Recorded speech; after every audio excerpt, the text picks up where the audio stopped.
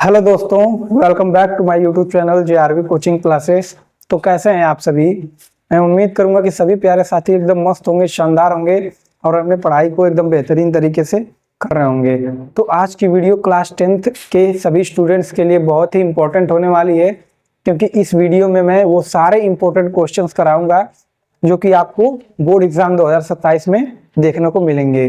तो अगर आपको ये वीडियो पसंद आए तो इस वीडियो को लाइक जरूर कीजिएगा। अगर आप चैनल पर नए हैं तो इस चैनल को सब्सक्राइब जरूर कीजिएगा। तो चलिए बिना टाइम वेस्ट के इस वीडियो को स्टार्ट करते हैं।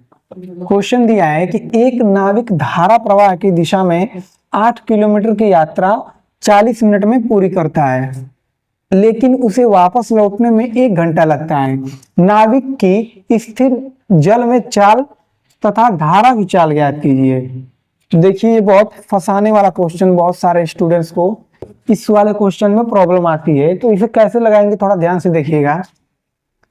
पहले दिया है कि चाल ज्ञात करना है और हमें दूरी दिया है कि 8 किलोमीटर की यात्रा करता है, वो भी 40 मिनट में।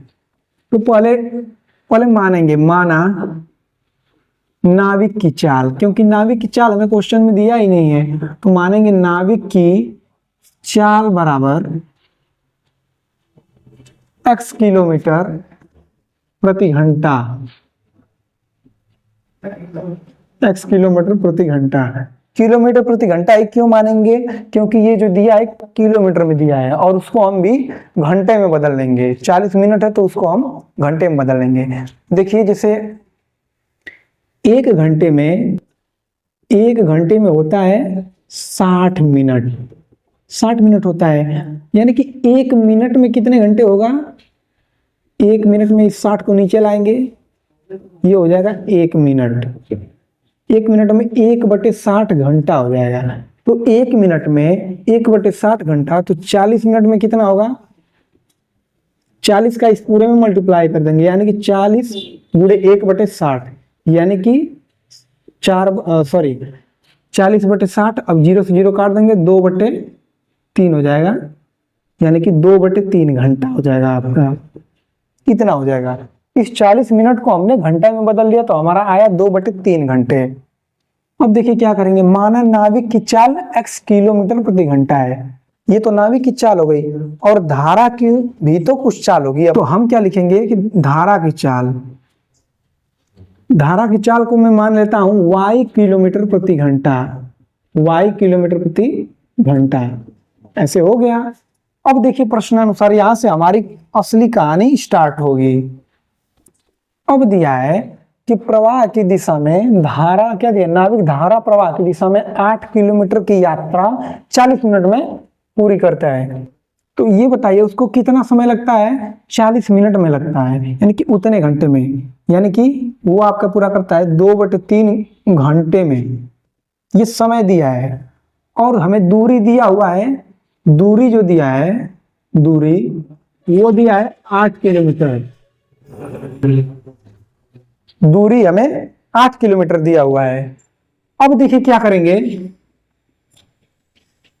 एक पॉइंट यहां से अपने मन से सोचना है कि जब धारा, मान लीजिए धारा इस दिशा में चल रही है और नाविक भी इसी दिशा में चल रहा है, तो दोनों को आपस में ऐड कर देंगे, दोनों की चाल को। यानी ये जो है ये नाविक की चाल है और ये जो है ये धारा की चाल है, दोनों को आपस में ऐड कर देंगे।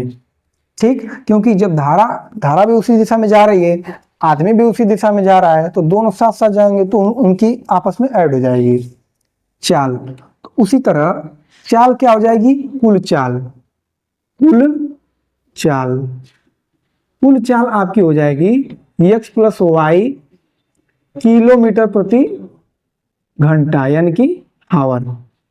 अब देखिए क्या करेंगे। ये समय है तो समय इस समय के बराबर होगा, तो ये दूरी और चाल के रूप में हम समय निकालेंगे।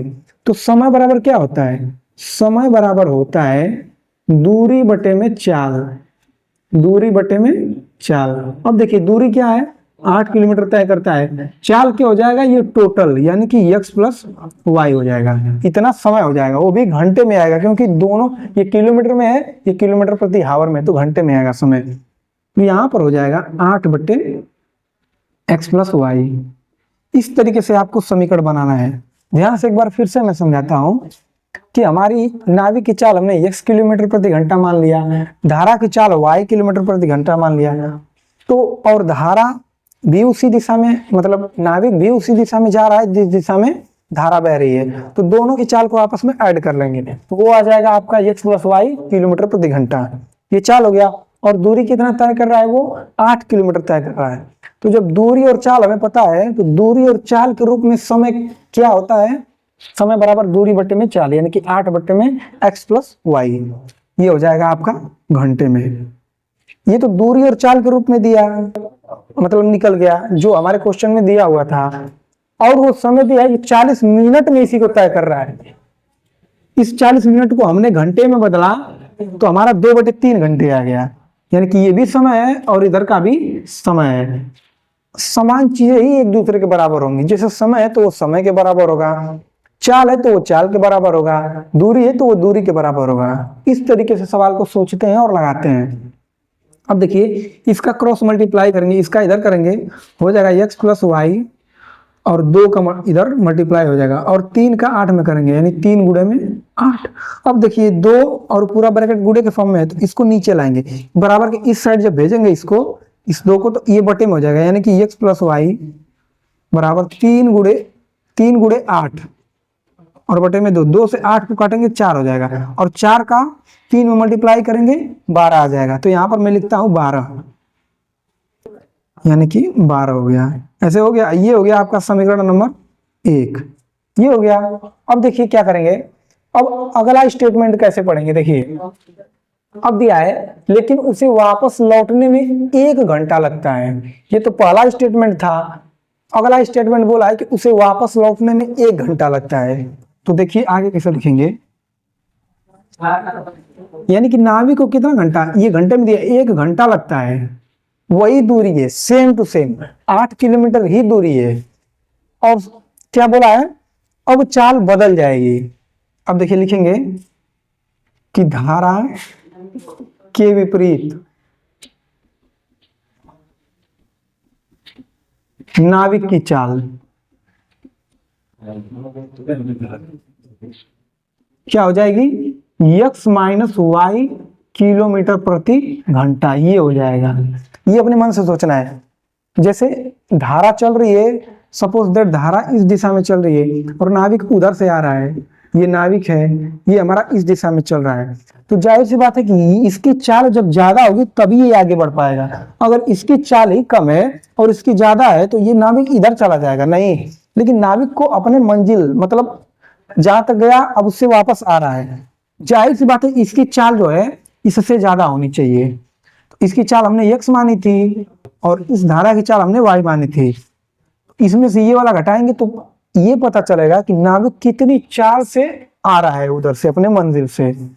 इस तरीके से जब धारा के साथ चले तो x प्लस वाई हो जाएगा, और जब धारा के विपरीत चले तो x माइनस वाई हो जाएगा। और x क्या है, जो आपका नाव चला रहा होगा नाविक, उसकी चाल है, और नाविक की चाल हमेशा ज्यादा होनी चाहिए तभी वो अपने मंजिल तक पहुंचेगा या फिर उधर से आ पाएगा, और धारा की चाल कम होनी चाहिए, ऐसा तभी होगा। तो पहले कंडीशन में ये हो जाएगा, दूसरे कंडीशन में x माइनस वाई हो जाएगा, इसलिए मैंने यहाँ पर x माइनस वाई लिखा। तो धारा के विपरीत नाविक की चाल हो जाएगा, इतना हो जाएगा x माइनस वाई। अब देखिए ये दूसरा स्टेटमेंट में पढ़ के बना रहा हूं। अब 1 घंटे लगता है उसे क्या करने में, वही दूरी है 8 किलोमीटर है, लेकिन अब की बार चाल इतना है, डिस्टेंस ये है और चाल इतना किलोमीटर प्रति घंटा है। तो दूरी और चाल के रूप में समय क्या होता है, समय बराबर दूरी बटा चाल, यानी कि 8 बटे में x माइनस वाई। तो मैं यहां पर लिखूंगा 8 बटे में x माइनस वाई। अब इसको पक्षांतर करेंगे तो 1 का इस पूरे में मल्टीप्लाई करेंगे, यही आ जाएगा, यानी कि x माइनस वाई बराबर 8। ये हो गया आपका समीकरण नंबर 2।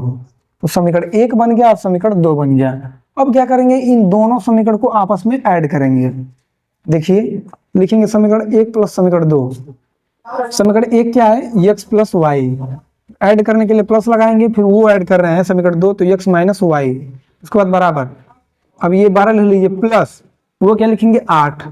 अब इसको ओपन कीजिए तो x plus Y plus x minus Y बराबर 12 और 8 करेंगे कितना हो जाएगा 20 हो जाएगा। अब देखिए plus Y minus Y cut जाएगा, x 2x हो जाएगा, फिर हो जाएगा आपका 20। फिर क्या करेंगे 20 और 2 को नीचे लाएंगे तो ये बट्टे में हो जाएगा, 2 से काटेंगे 20 को 10 बार में कटेगा, 2 दाम में 20, फिर x का मान आपका आ गया 10। अब समीकरण 1 या फिर 2 किसी में मान रखिए, आपका y का मान निकल जाएगा। तो देखिए लिखेंगे समीकरण 2 में मान रखने पर तो लिखेंगे x माइनस वाई बराबर 8 हो गया। x का मान कितना आया है 10 और माइनस वाई बराबर 8 हो गया।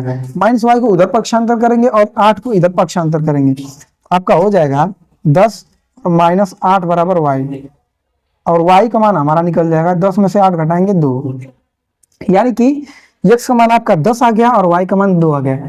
x क्या माने थे हम, नाविक की चाल, और y क्या माने थे हम, धारा की चाल।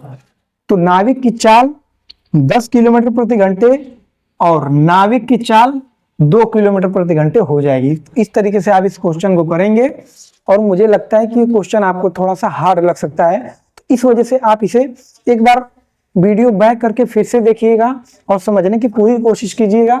और आपकी बुक में ऐसे बहुत सारे सवाल दिए होंगे, तो आप सारे सवालों को लगाने की कोशिश कीजिएगा। अब चलते हैं अगले वाले क्वेश्चन पर। अगला क्वेश्चन है कि ए और बी के पास कुछ आम है। ए बी से कहता है कि यदि तुम मुझे 30 आम दे दो तो मेरे पास तुमसे दुगुने आम हो जाएंगे। बी जवाब देता है कि यदि तुम मुझे 10 आम दे दो तो मेरे पास तुमसे तिगुने आम हो जाएंगे। ए तथा बी के पास कितने कितने आम हैं। तो इससे पिछले वाले लेक्चर में मैंने ऐसा एक क्वेश्चन कराया है, लेक्चर नंबर 8 में, शायद लेक्चर नंबर 8 में मैंने ऐसा कराया होगा, तो उसको आप जरूर देखिएगा। वो विद्यार्थी वाला क्वेश्चन था, उसी प्रकार ये आम वाला क्वेश्चन दिया है। देखिए इसे कैसे लगाएंगे, पहले मानेंगे ए और बी के पास कुछ आम है, कितने ये नहीं पता, तो मानेंगे कि माना ए के पास x आम तथा बी के पास y आम है। माना ए के पास x आम तथा बी के पास y आम है। अब देखिए क्या करेंगे, अब प्रश्नानुसार चलेंगे। प्रश्नानुसार बस हमें मानना है और हमें समीकरण बनाने की देरी है, उसके बाद हमारा सवाल लग जाएगा। यही प्रोसेस होता है हिंदी वाले सवालों का। पहले पढ़ते हैं कि करके, उसके बाद उसमें देखते हैं कि क्या क्या दिया है, उसके बाद समीकरण बनाते हैं, फिर हल कर देंगे, हमारा आंसर निकल जाएगा। अब देखिए क्या बोला है कि ए बी से कहता है, यानी कि ए के पास कितने आम थे, x आम थे। ए बी से कहता है कि तुम मुझे 30 आम दे दो, यानी कि यहाँ पर ये ए का आम है, ये बी का आम है।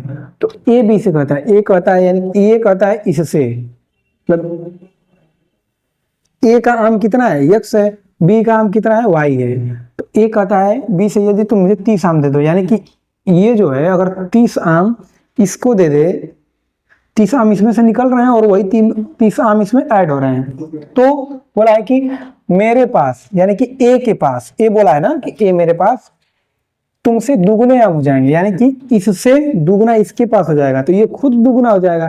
तो हम बैलेंस करने के लिए इसको दुगुना करेंगे।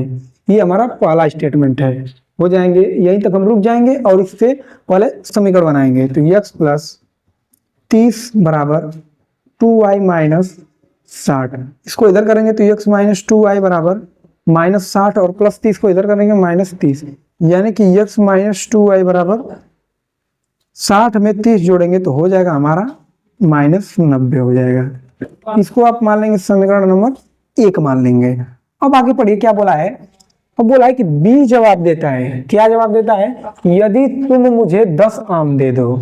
फिर वही कहानी स्टार्ट हो जाएगी, यानी कि बी जवाब देता है, बी के पास इतने आम थे, बी कहता है इससे यदि ये 10 आम इसे दे दे, यानी कि 10 आम इसमें से निकले और वो 10 आम यहाँ पर चले आए, तब क्या हो जाएगा कि 10 आम मुझे दे दो तो मेरे पास तुमसे तिगुने आम हो जाएंगे, यानी कि इसके पास जो हो जाएंगे इससे तिगुने हो जाएंगे। इसके पास खुद तिगुना है, इसलिए हम बैलेंस करने के लिए, समीकरण को बैलेंस करने के लिए इसको तिगुना करेंगे। अब इसको हल करेंगे, 3x माइनस 3 का 10 में करेंगे 30 हो जाएगा, फिर बराबर y प्लस 10 हो जाएगा। फिर y को इधर लेकर आएंगे, 3x माइनस y बराबर 30 इधर जाएगा तो प्लस में हो जाएगा, तो 30 और प्लस 10 और ये मिलकर हमारा हो जाएगा 40। यहाँ पर मैं 40 लिख देता हूँ। इसे आप मान लेंगे समीकरण नंबर 2। अब क्या करेंगे, समीकरण 1 और समीकरण 2 को आप हल करेंगे, हमारा आंसर आ जाएगा। देखिए कैसे करेंगे, विलोपन या फिर प्रतिस्थापन किसी भी विधि से आप हल कीजिए। तो मैं समीकरण 1 से x का मान निकालता हूं और यहाँ पर रखता हूं। तो देखिए लिखेंगे समीकरण 1 से, समीकरण 1 क्या है, x माइनस 2y बराबर ये माइनस 90। तो x का मान निकालना है तो इसको यहाँ पर रहने देंगे, फिर बराबर इसको इधर लेकर जाएंगे तो ये 2y हो जाएगा प्लस में, फिर यहाँ पर 90 हो जाएगा। यानी कि ये निकल गया आपका x का मान, इसको मान लेंगे समीकरण नंबर 3। अब यही 3 का मान उठाकर समीकरण 2 में रखेंगे। तो यहाँ पर लिखिए कि समीकरण 2 में x का मान रखने पर, समीकरण 2 में रखेंगे तो x की जगह क्या रखेंगे, ये यानी कि 2y माइनस 90 बराबर क्या हो जाएगा, सॉरी माइनस होगा, माइनस y बराबर 40 हो जाएगा। इतना हो गया। अब इसको अंदर गुणा कीजिए, हो जाएगा 3 दूना का 6 माइनस 9 3 27, यानी कि यहाँ पर हो जाएगा 270। तो उसके बाद माइनस y बराबर 40 हो जाएगा। अब देखिए यहाँ पर 6y प्लस में है, ये माइनस y है, तो ये घट जाएगा तो हो जाएगा आपका 5y और ये 40 है, माइनस 270 है, इधर जाएगा तो प्लस 270 हो जाएगा। अब इन दोनों को आपस में ऐड करेंगे तो आ जाएगा 5y बराबर, इनको आपस में ऐड करेंगे तो हो जाएगा 0 और उसके बाद 7 4 11 हासिल 1 2 1 3 हो जाएगा। अब हमें y का मान चाहिए तो 310 और बट्टे में ये 5 गुणे के फॉर्म में, तो इधर आएगा तो भाग के फॉर्म में हो जाएगा। यानी कि ये हो गया आपका बटे में 5 से इसमें भाग देंगे, हो जाएगा 5 का 30 5 दूना के 10, यानी कि y का मान आ गया 62। ये हो गया। अब वही y का मान उठा के यहाँ पर रखेंगे तो लिखिए कि समीकरण 3 में y का मान रखने पर, देखिए समीकरण 3 में रखिए 2 गुणे यहाँ पर 62 रख देंगे, फिर माइनस 90, फिर x बराबर, अब करेंगे 2 दूना के 4 6 दूना के 12 हो जाएगा, फिर माइनस 90 हो जाएगा। अब 124 में से आप 90 घटाएंगे तो आ जाएगा आपका 34, यानी कि x का मान आपका आ जाएगा 34। तो x क्या था, a के पास आम, और y क्या था, b के पास आम है। तो आप लिख देंगे लास्ट में, अतः a के पास 34 आम तथा b के पास 62 आम है। तो इस तरीके से आप इस सवाल को करेंगे। और इस सवाल को एक बार खुद से लगाने की ट्राई कीजिएगा, और अगर आपको ये वीडियो पसंद आई हो तो हमारी मेहनत के लिए इस वीडियो को एक लाइक जरूर कीजिएगा। तो अगला क्वेश्चन है कि 2 अंकों की एक संख्या को उसके अंकों का परस्पर स्थान बदलने पर प्राप्त संख्या में जोड़ा जाए तो योगफल 99 प्राप्त होता है। यदि उस संख्या के अंकों का अंतर, यानी कि इकाई दहाई जो भी हो का अंतर 99 सॉरी अंतर 3 हो तो संख्या ज्ञात कीजिए। देखिए बहुत ही महत्वपूर्ण सवाल है आपके बोर्ड एग्जाम 2027 के लिए। तो यहाँ पर मैं इंपॉर्टेंट लिख देता हूँ, इसको आप तैयार कर लीजिएगा। तो देखिए पहले दिया है 2 अंकों की संख्या, तो इसको लगाने, ऐसे सवालों को लगाने का तरीका ये होता है, पहले आप इकाई का अंक मानेंगे, फिर दहाई का मानेंगे, फिर संख्या बनाएंगे। तो देखिए पहले मानेंगे, माना इकाई का अंक x तथा दहाई का अंक y है।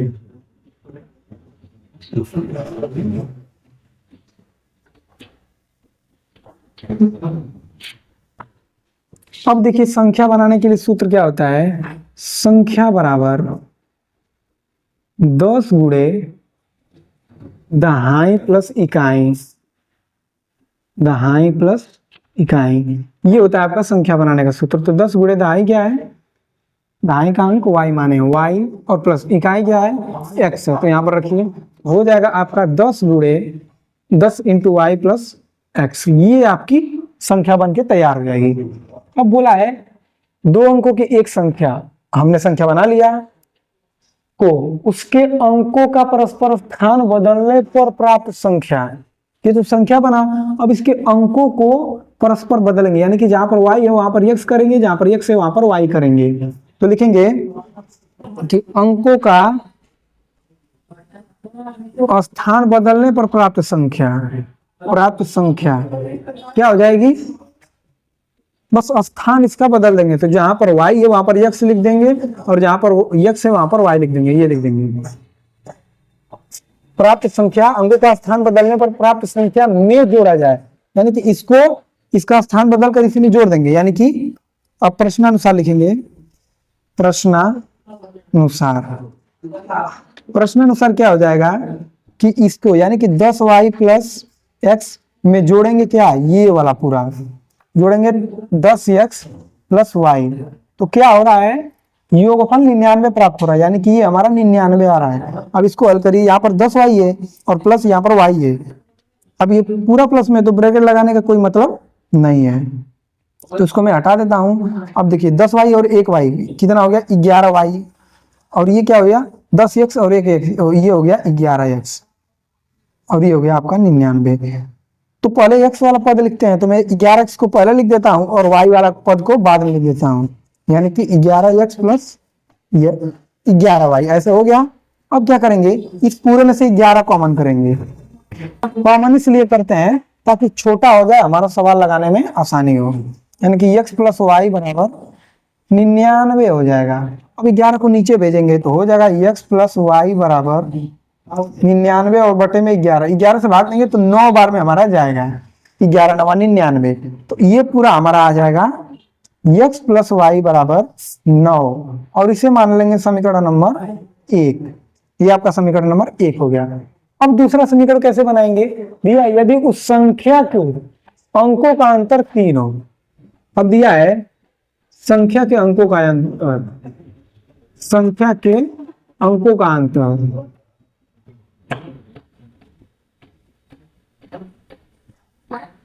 कितना हो, 3 हो, यानी कि अंक क्या माने थे, दहाई और इकाई माने थे, तो यदि 3 दिया है, x माइनस 3 कीजिए, यदि आपका x बड़ा है y से तो x माइनस 3 कीजिए, क्योंकि बड़े में से ही छोटा घटाएंगे, या फिर अगर y बड़ा है तो y में से y माइनस x कीजिए। ये दोनों संभावनाएं आप लेकर चल सकते हैं, या फिर आप ये लीजिए या फिर ए लीजिए। तो मैं इससे करके दिखाता हूं, आप इसको और इसको लेकर हल करेंगे, इन दोनों को, दोनों ही संभावनाएं बन सकती हैं। तो देखिए अगर x बड़ा है तो x में से y घटाएंगे, अगर y बड़ा है तो y में से x घटाएंगे, ये दोनों संभावनाएं हैं, आप कोई सा भी लेकर हल कर सकते हैं। मैं इससे समझाता हूं, तो क्या करेंगे, इसको समीकरण नंबर 2 मानेंगे। ये कब होगा, जब ये वाला कंडीशन होगा, ये ऊपर वाला, आप इस वाले को लेकर कर सकते हैं। अब देखिए समीकरण 1 हो गया, ये 2 हो गया, इन दोनों को लेकर हल करेंगे। अब इन दोनों को जोड़ेंगे, लिखेंगे समीकरण 1 प्लस समीकरण 2। समीकरण 1 क्या है, x प्लस वाई है, जोड़ने के लिए प्लस लगाएंगे, फिर समीकरण 2 लिखेंगे, फिर उसके बाद 1 क्या है 9, फिर उसके बाद 3।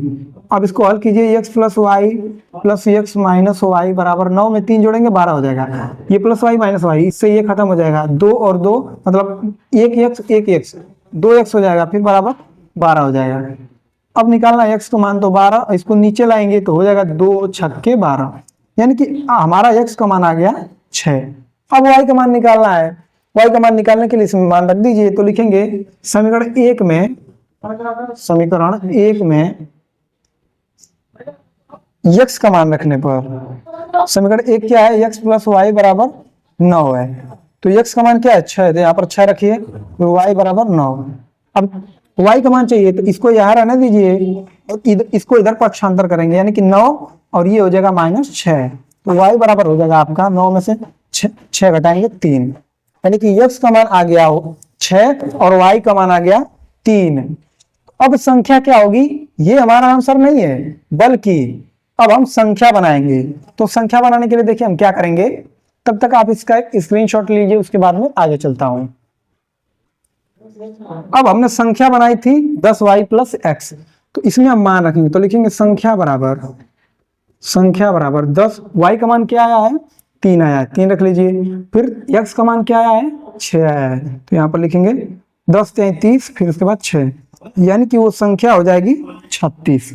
और दूसरी संख्या क्या थी इसकी, विपरीत संख्या, अंकों को बदलने पर प्राप्त संख्या, क्या हो जाएगा 10x प्लस वाई हो जाएगा। अब यहाँ पर x का मान रखिए, x का मान आपका 6 हो जाएगा, प्लस y का मान हो जाएगा 3, यानी कि 10 60 और प्लस 3 हो जाएगा 63। यानी कि आपकी संख्या निकल कर आ जाएगी 36 और 63। अब इन दोनों को आप जोड़ेंगे तो 99 आ जाएगा। और इनके अंकों का अंतर देखिए 3 है, 6 में से 3 घटाएंगे 3, 6 में से 3 घटाएंगे 3। अब वो आप पर निर्भर करता है कि आप इकाई का अंक बड़ा मानते हैं कि दहाई का, जो भी हो इस तरीके से आप सवाल को करेंगे। तो इसका एक स्क्रीनशॉट ले सकते हैं। अगला क्वेश्चन दिया है चौथा नंबर कि यदि एक आयत की लंबाई 5 मीटर बढ़ाई और चौड़ाई और 4 मीटर घटाई जाती है, और चौड़ाई यहां पर होगा, चौड़ाई 4 मीटर घटाई जाती है तो क्षेत्रफल 160 मीटर स्क्वायर घट जाता है। यदि लंबाई 10 मीटर घटाई और चौड़ाई 2 मीटर बढ़ाई जाती है तो क्षेत्रफल 100 मीटर स्क्वायर घट जाता है। तो आयत की विमाएं, विमाएं यानी कि उसकी लंबाई और चौड़ाई ज्ञात करने के लिए हमसे बोला है। तो देखिए इस सवाल को कैसे करेंगे। पहले क्या मानेंगे, लंबाई चौड़ाई दिया ही नहीं है तो पहले मानेंगे, माना आयत की लंबाई, आयत की लंबाई, लंबाई कितना मानेंगे, मैं मानता हूं x मीटर, x मीटर, क्योंकि सब मीटर में दिया है, ये 10 मीटर सब मीटर में दिया है, इसलिए हम उसको भी, लंबाई को भी मीटर में मानेंगे। तथा आयत की चौड़ाई y मीटर,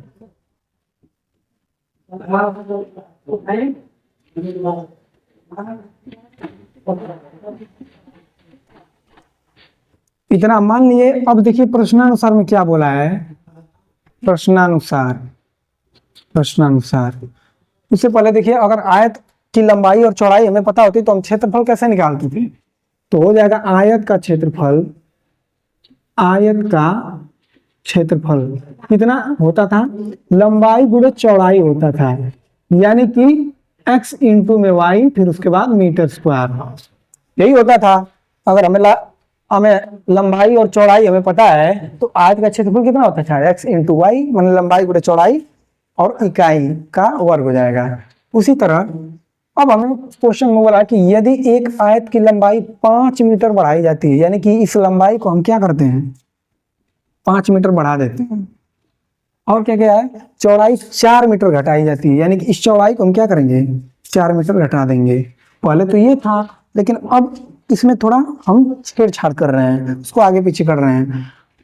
तो ये कितना आएगा, तो बोला क्षेत्रफल इतना बढ़ जाता है, यानी कि क्षेत्रफल जो इतना, अगर ये नहीं हम करते, केवल एक्स वाई होता तो क्षेत्रफल इतना आता, लेकिन ये थोड़ा सा बढ़ा दिए, थोड़ा सा घटा दिए, क्षेत्रफल 160 मीटर स्क्वायर घट गया, यानी कि इतना था उसमें से कितना घटेगा, 160 घट गया। अब देखिए इक्वल कीजिए, ये तो पहले आगे भी पढ़ लेते हैं। और आगे स्टेटमेंट दिया है कि यदि लंबाई 10 मीटर घटाई जाए, यानी कि लंबाई क्या थी, x माने, तो इसको अगर हम 10 मीटर घटाएंगे, 10 मीटर घटाने के लिए बोला है, लंबाई हम x माने थे उसमें से हम 10 मीटर घटा रहे हैं और चौड़ाई 2 मीटर बढ़ा दे रहे हैं, यानी कि चौड़ाई y माने थे तो y को 2 मीटर बढ़ा दे रहे हैं, तब क्षेत्रफल कितना हो जा रहा है, इस क्षेत्रफल में से भाई जो था वो तो आएगा ही, उस क्षेत्रफल में से बोला है 100 मीटर स्क्वायर घट जाता है, यानी कि इसमें से 100 घट जाता है। बस ये पढ़ के हमने ये समीकरण बना लिया, इन दोनों समीकरण को हल करेंगे हमारा आंसर आ जाएगा। तो देखिए कैसे करेंगे, इसका इसमें मल्टीप्लाई करेंगे तो हो जाएगा एक्स वाई, एक्स का किसमें करेंगे, -4 में करेंगे तो हो जाएगा -4x, 5 का y में करेंगे +5y, इसका करेंगे 5 को 20, फिर बराबर x इंटू वाई -160 हो जाएगा। फिर एक्स वाई को इधर लाएंगे तो ये प्लस में है तो इधर आएगा तो माइनस में, और ये प्लस में और ये माइनस में हो जाएगा, यानी कि इससे ये वाला कट जाएगा। फिर आपका हो जाएगा -4x + 5y बराबर -20 को क्या करेंगे, उस साइड लेकर जाएंगे तो +20 हो जाएगा, और ये हो जाएगा -160। अब इसमें से घटाएंगे तो आपका हो जाएगा 160 में से 20 घटाएंगे तो हो जाएगा -140, ये हो गया। अब आप चाहिए तो इसको प्लस में बना सकते हैं, क्या करेंगे, दोनों साइड या तो -1 से मल्टीप्लाई कीजिए दोनों साइड, या फिर इस पूरे को उठाकर उधर लेकर जाएंगे तो हो जाएगा 4x - 5y, ये -4x है तो उधर जाएगा तो +4x, ये +5y है तो उधर जाएगा तो -5y, और फिर बराबर इसको इधर लगाएंगे तो हो जाएगा 140। ये बन गया आपका समीकरण नंबर 1 हो गया। उसके बाद सेम उसी तरह इसको भी करेंगे, इसका इसमें मल्टीप्लाई करेंगे, x इंटू वाई हो जाएगा, x का 2 में करेंगे 2x, -10 का y में करेंगे -10y, -10 का 2 में करेंगे 20 हो जाएगा। उसके बाद क्या होगा, बराबर x इंटू वाई माइनस 100। फिर देखिए ये एक्स वाई और बराबर के इधर एक्स वाई, तो इससे ये वाला कट जाएगा क्योंकि इसको इधर लाएंगे तो माइनस में हो जाएगा। अब देखिए क्या करेंगे, 2x माइनस 10y और ये माइनस 20 को उधर लेकर जाएंगे तो हो जाएगा प्लस 20 और माइनस 100। तो 2x माइनस 10y बराबर 20 में से 100 हटाएंगे माइनस 80 आया। अब देखिए इस साइड 2 कॉमन है, 2 कॉमन कर लेंगे तो ये हो जाएगा आपका 5y, फिर बराबर में माइनस 80। अब देखिए ये हो जाएगा x माइनस 5y बराबर, ये पूरा ब्रैकेट और ये गुणे के फॉर्म में है, इसको नीचे लाएंगे तो हो जाएगा माइनस 80 बटे में 2। अब 2 से भाग देंगे हो जाएगा आपका माइनस 40। तो इसके बराबर क्या हो जाएगा, मैं डायरेक्ट लिखता हूं माइनस 40। आप एक स्टेप बढ़ा लीजिएगा क्योंकि यहाँ पर जगह नहीं है। तो ये हो गया आपका समीकरण नंबर 2, ये आ गया समीकरण नंबर 1 और ये आ गया आपका समीकरण नंबर 2। आप चाहे तो इससे स्क्रीनशॉट ले सकते हैं, फिर मैं आगे चलता हूं। अब आप क्या करेंगे, समीकरण 1 में से 2 या फिर 2 में से 1 को घटाएंगे। तो आप लिखेंगे समीकरण 1 माइनस समीकरण 2, या फिर कोई सा भी, इनसे कोई सा भी घटा सकते हैं। समीकरण 1 माइनस समीकरण 2। तो चलिए समीकरण 1 क्या है, ये यानी कि 4x माइनस 5y, उसके बाद घटाने के लिए माइनस लगाएंगे और समीकरण 2 घटा रहे हैं तो वो लिखेंगे, यानी कि x माइनस 5y, फिर उसके बाद बराबर 140 लिखेंगे। पहले समीकरण 1 का लिखेंगे, उसके बाद 2 का लिखेंगे, घटाने के लिए माइनस लगाएंगे और अलग से वो माइनस 40 है। अब इस पूरे को हल करेंगे, यानी कि 4x minus 5y minus x, minus का माइनस में गुणा करेंगे प्लस हो जाएगा, 5y बराबर 140 और उसके बाद माइनस गुणे माइनस बराबर प्लस और ये हो जाएगा 40। अब देखिए ये माइनस 5y ये प्लस 5y, इससे ये वाला कट जाएगा। 4x में से एक x घटाएंगे 3x हो जाएगा और उसको जोड़ेंगे तो हो जाएगा हमारा 180। अब देखिए ये 3x है और ये 180 है, तो ये गुणे के फॉर्म में, तो इसको नीचे लाएंगे तो बटे के फॉर्म में ऐसे हो जाएगा। आपका 3 से काटेंगे 3 छक 18 हो जाएगा, यानी कि x का मान आ गया आपका 60। अब यही मान उठा के आप समीकरण 2 में रखेंगे। ये आपके लिए होमवर्क है कि आप y का मान निकालेंगे। यही x का मान उठाकर आप समीकरण 1 या फिर 2 किसी में रखेंगे, आपका आंसर आ जाएगा। तो ये y का मान आप मुझे कमेंट बॉक्स में जरूर बताइएगा। और आज की वीडियो आपको कैसी लगी कमेंट करके जरूर बताइएगा और इसी तरह हमारे चैनल से जुड़े रहिएगा। अगर आपने अभी तक इस चैनल को सब्सक्राइब नहीं किया है तो इस चैनल को सब्सक्राइब कर लीजिए और इस वीडियो को अपने दोस्तों में जरूर शेयर कीजिएगा। तो चलते हैं, मिलेंगे नेक्स्ट वीडियो में एक नए जोश और उम्मीद के साथ। तब तक के लिए जय हिंद, जय भारत।